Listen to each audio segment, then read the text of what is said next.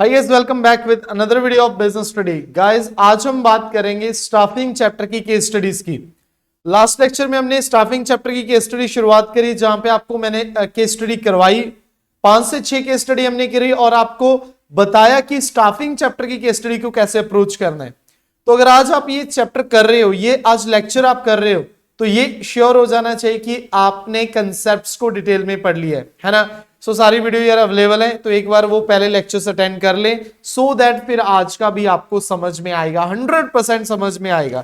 देखिए, case study करने का सिंपल तरीका है, पहले आपको कंसेप्ट्स को अंडरस्टैंड करना, यहां पे आपने बिठाने हर एक कंसेप्ट को, देन उसके बाद हमने केस स्टडीज करनी है। राइट बच्चे, तो चलिए यार करते हैं आज की first case study.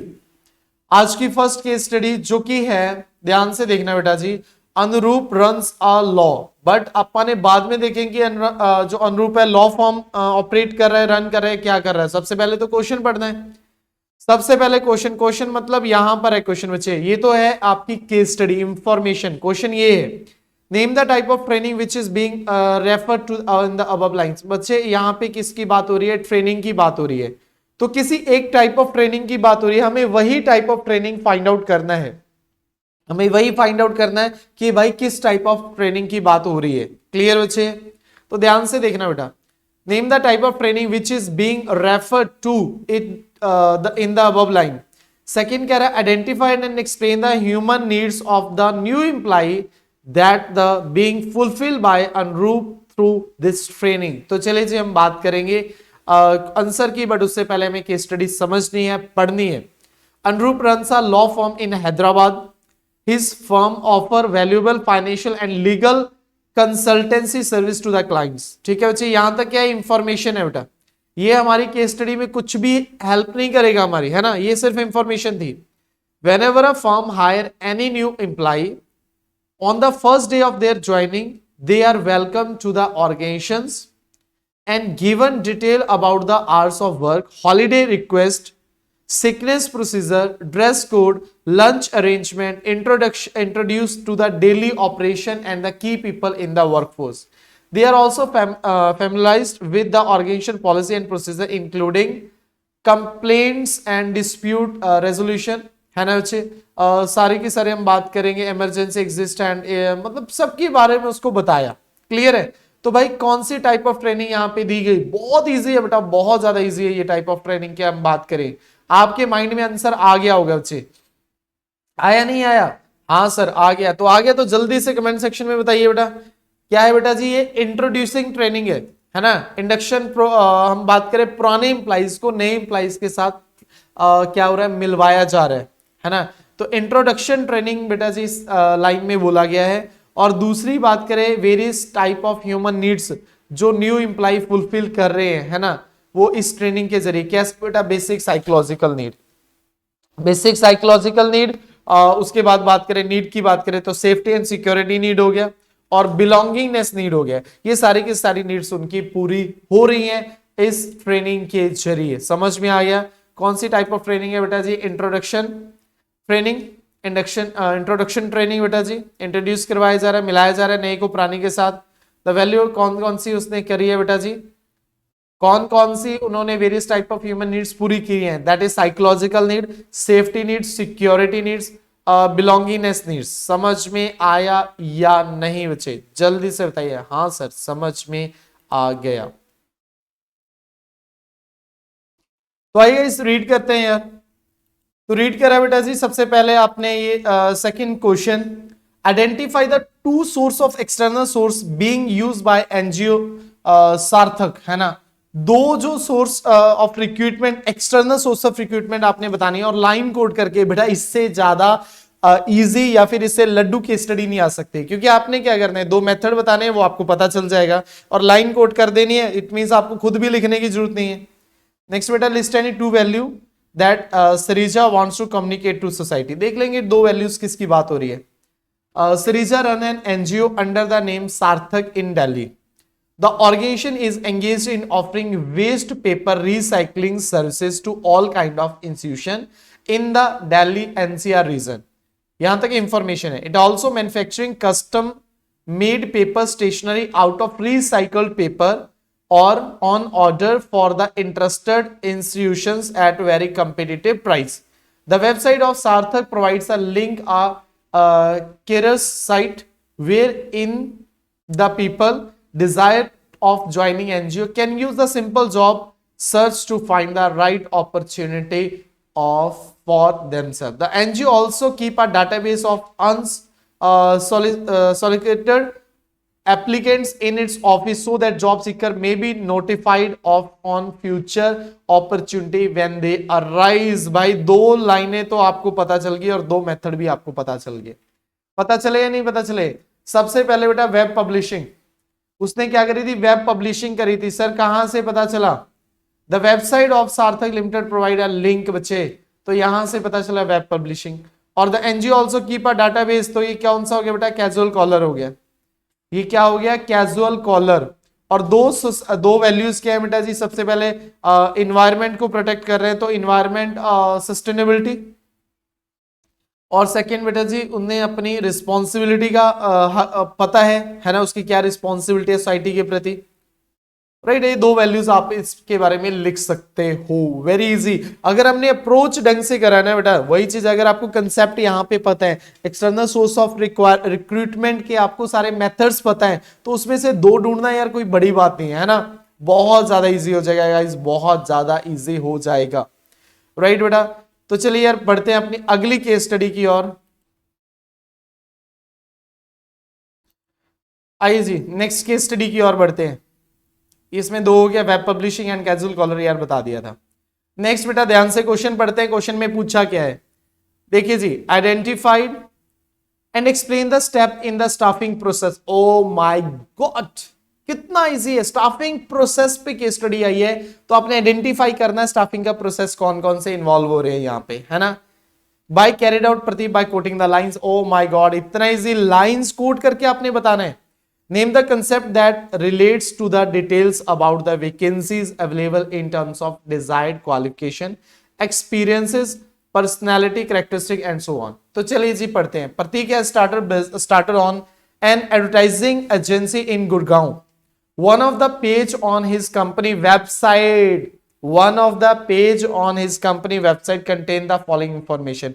Welcome to the visitor of this page who are looking to an opportunity to make a career in the field of advertising. The openings are available in the company at various level. Don't miss the chance. बेटा ये क्या है? ये है recruitment, भर्ती करना, induce करना, attract करना मोर एंड मोर कैंडिडेट को to fill the vacant job position. तो यहां से क्या पता चला आपको? रिक्रूटमेंट पता चला बच्चे, क्या पता चला? तो पहला स्टेप क्या इन्वॉल्व हो रहा है? रिक्रूटमेंट हो रहा है बच्चे। क्लियर है? समझ में आया या नहीं आया? The page also includes a link provide further detail about the vacancy available in terms of desired qualification, experience, personality, characteristics and so on through a continuous assessment of number and type of human resource necessary for the performance. बेटा through a continuous assessment of number and type of human resource, ये क्या होता है बेटा? estimating manpower requirement। ये line से पता चला कि क्या है बेटा? estimating manpower requirement, ये की लाइन है आपकी। यहां से अगर हम बात करें बेटा, ये क्या है? ये की लाइन आ गई है ना बेटा, तो ये आपकी की लाइन होगी। तो यहां से आपको यहां से एक स्टेप पता चला, एस्टिमेटेड मैन पावर रिक्वायरमेंट, और यहां से जो ऊपर है यहां से बेटा जी विजिटर ऑफ पेज, यहां पे ओपनिंग है ना, यहां से आपको पता चला रिक्रूटमेंट। तो दो ही स्टाफिंग के यहां पे प्रोसेस आपको नजर आ रहे हैं, एक एस्टिमेटिंग मैन पावर रिक्वायरमेंट और एक रिक्रूटमेंट। अब ऐसा नहीं है बेटा जी कि आपको स्टाफिंग प्रोसेस पूछा है ना, आइडेंटिफाई करके पूरे के पूरे प्रोसेस लिख दो, ऐसा भी नहीं है। ऊपर वाले क्वेश्चन के हिसाब से आपने प्रोसेस लिखने हैं, राइट बच्चे? हाँ सर। नेक्स्ट क्या पूछा गया था? नेक्स्ट बेटा जी क्या पूछा गया था? I name the concept that relates to detail about the vacancy available in terms of desired qualification. क्या है बच्चे? इसको क्या बोलते हैं? इसको बोलते हैं जॉब डिस्क्रिप्शन। जॉब डिस्क्रिप्शन वो कंसेप्ट है जो बताता है कि क्या मतलब इन terms of qualification, experience, personality, है ना, ये सारे के जॉब डिस्क्रिप्शन बोलते हैं बच्चे इसे, है ना। समझ में आया या नहीं आया बेटा? जल्दी से बताइए, समझ में आया या नहीं आया? हाँ सर समझ में आ गया है। तो चलिए जी बढ़ते हैं हम अपनी नेक्स्ट केस स्टडी की ओर। नेक्स्ट केस स्टडी बेटा जी ध्यान से देखना बेटा जी, क्या पूछा है, state the three steps that have to undertake for opening a satisfied workforce for their handicraft. 3 steps बताने हैं बेटा जी। चलिए जी, Akanksha, Nikita and Prishma are the owner of the handicraft unit in the urban area of, ये जो एरिया का नाम दिया हुआ है बेटा, which is involve in the manufacturing and marketing of Sheetal Patti, है ना, शीतल पत्ती क्या होते हैं पता नहीं बेटा क्या होती है, ट्रेडिशनल मैट्स एंड जप्पी मतलब traditional headgear. They decide to shift his manufacturing unit to a rural area with an objective of reducing the cost and providing job opportunity to the locals. क्या करना बेटा जी, जॉब अपॉर्चुनिटी लोकल्स पर्सन को भी मिल जाएंगे। इसके लिए आपने क्या करा, इसके लिए क्या किया बच्चे, आपने ग्रामीण क्षेत्र की ओर रुख किया, सो दैट वहां पे आप कॉस्ट भी आपको कम पड़े और उनको जॉब अपॉर्चुनिटी मिल जाए। They follow functional structure in the organisation, functional according to function आपने डिपार्टमेंटेशन में बांटा है, with the view to increasing managerial operational efficiency. They assess and analyze the type and number of employee required, है ना। तो उन्होंने बेटा जी type and number of employee required, keeping in mind they had to increase the women and the people with special needs belonging to the ruler। बेटा इसके बाद 3 steps बताने हैं, मतलब एक स्टेप हो गया क्या बेटा, एस्टिमेटिंग मैन पावर रिक्वायरमेंट। इसके अगले 3, तो अगले 3 क्या है, पहला रिक्रूटमेंट, उसके अगला सिलेक्शन, देन उसके बाद प्लेसमेंट एंड ओरिएंटेशन। तो ये अगले 3 स्टेप्स है बेटा इसके, राइट ना। तो अगले 3 स्टेप्स बताने थे, मतलब एक स्टेप यहां से हमें पता चल गया, किससे, यहां से बेटा। इससे पहले क्या थी, सारी इंफॉर्मेशन थी यहां से, they assess and analyse the type and number of employees है, यहां से हमें पता चला कि बच्चे यहां पर फर्स्ट स्टेप की बात हो रही है, उसके बाद वाले स्टेप्स अपन ने लिख देने। चलिए जाइए देखते हैं। सबसे पहले रिक्रूटमेंट, फर्स्ट स्टेप किया, नेक्स्ट 3 स्टेप में पहला आ गया रिक्रूटमेंट, देन आ गया सिलेक्शन, देन आ गया प्लेसमेंट एंड ओरिएंटेशन। क्या आ गया बच्चे, प्लेसमेंट एंड ओरिएंटेशन। तो ये 3 स्टेप्स आके आगे, recruitment, selection, placement and orientation. Okay sir, समझ में आ गया। तो चलिए यार नेक्स्ट पढ़ते हैं। नेक्स्ट में क्या है, which source of recruitment of the company should rely upon. पहला सोर्स ऑफ रिक्रूटमेंट पूछा है और साथ ही साथ पूछा है which method of training should company initiate, कौन सा मेथड ऑफ ट्रेनिंग कंपनी को इनिशिएट करना चाहिए बेटा। तो आइए जी देखते हैं, क्वेश्चन पढ़ते हैं बेटा। A company x limited is setting up a new plant in India for manufacturing auto components. India has highly competitive and cost effective production base in this sector. X Limited is planning to capture about 40% of the market share in India and also export to the tune at least $5 million in about 2 years of its planned operation. To achieve these targets, it requires a highly trained and motivated workforce. They have been retained by the company to advise in this matter. You have been retained, sorry, आपको advise करने के लिए you are advisor. आपको बताना है बच्चे, आपको बताना है कि कौन सा सोर्स ऑफ रिक्रूटमेंट कंपनी को फॉलो करना चाहिए बेटा, कौन सा सोर्स ऑफ रिक्रूटमेंट, क्योंकि यहां पर आपको हाईली ट्रेन पर्सन चाहिए। हाईली ट्रेन पर्सन चाहिए तो आपको क्या एडवर्टाइजमेंट के ऊपर विश्वास रखना पड़ेगा। एडवर्टाइजमेंट करोगे, मैनेजमेंट कंसल्टेंट से बात करोगे, कैंपस रिक्रूटमेंट कर सकते हो। 2 पूछा था बेटा जी, 3 आपको बता दिए, ठीक है। तो नेक्स्ट बेटा बात करिए इसमें कि which method of training should company initiate, कौन सा मेथड ऑफ ट्रेनिंग करना चाहिए बेटा जी। तो भाई वेस्टिबुलर ट्रेनिंग कर सकते हैं, क्योंकि यहाँ पे किसकी बात हो रही है, हाई टेक्नोलॉजी की बात हो रही है, लेटेस्ट टेक्नोलॉजी की बात हो रही है ना बेटा। तो यहाँ पर वेस्टिबुलर ट्रेनिंग रहेगा, इंटर्नशिप कर सकते हो या अप्रेंटिसशिप ट्रेनिंग भी यहाँ पे फॉलो कर सकते हो। तो यार 1-2 बताने आपको, 3 बता दिए, ठीक है। तो चलिए जी, कंपनी एडवर्टाइजमेंट कर सकते हैं, मैनेजमेंट कंसल्टेंट से बात कर सकते हैं, कैंपस रिक्रूटमेंट भी टू द एक्सटेंड कर सकते हैं, बट ये लास्ट वो है, मतलब फर्स्ट जो 2 हैं वो आपके एडवर्टाइजमेंट और मैनेजमेंट कंसल्टेंट से ही आप रिक्रूटमेंट करोगे। फिर उसके बाद कंपनी को क्या से method of training, apprenticeship training, vestibular training, और वेस्टिबुलर ट्रेनिंग बेस्ट है बेटा जी, इंटर्नशिप एंड वेस्टिबुलर ट्रेनिंग आप बेस्ट वो रहेंगी। क्लियर। चले बेटा नेक्स्ट की बात करें। यहाँ पे जब 3-4 लाइनें की केस स्टडी होते फिर डायरेक्टली आप पढ़ सकते हैं। The quality of production is not as per standard. On investigation, it was found that it was observed that most of the workers are not fully aware of proper operation of the machinery.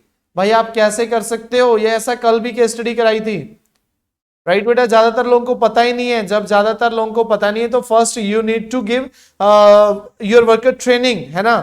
तो training देनी पड़ेगी, और कौन सी training देनी पड़ेगी, apprenticeship training की बात कर सकते हैं हम यहाँ पे। अप्रेंटिसशिप ट्रेनिंग आप दे सकते हो, स्किल्ड किसको, एक स्किल्ड उसको कहते हैं बॉस को लेके आओ, स्किल्ड एम्प्लॉय को लेके आओ, जिससे आप क्या कर सकते हो, आगे सीख सकते हो, राइट बच्चे। तो ये था यार आज का लेक्चर, आज का जो पूरा का पूरा जो सेशन था।